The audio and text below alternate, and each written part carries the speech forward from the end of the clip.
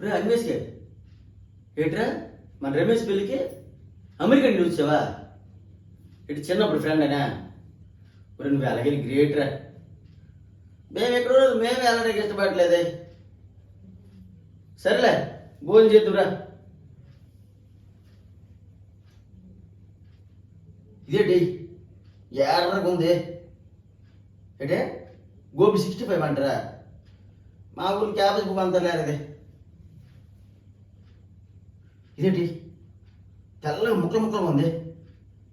ఇటు దీన్ని పన్నీర్ తిక్క అంటారా? ఒరే మా ఊర్లో దీని గురించి తెలియదు లేరా.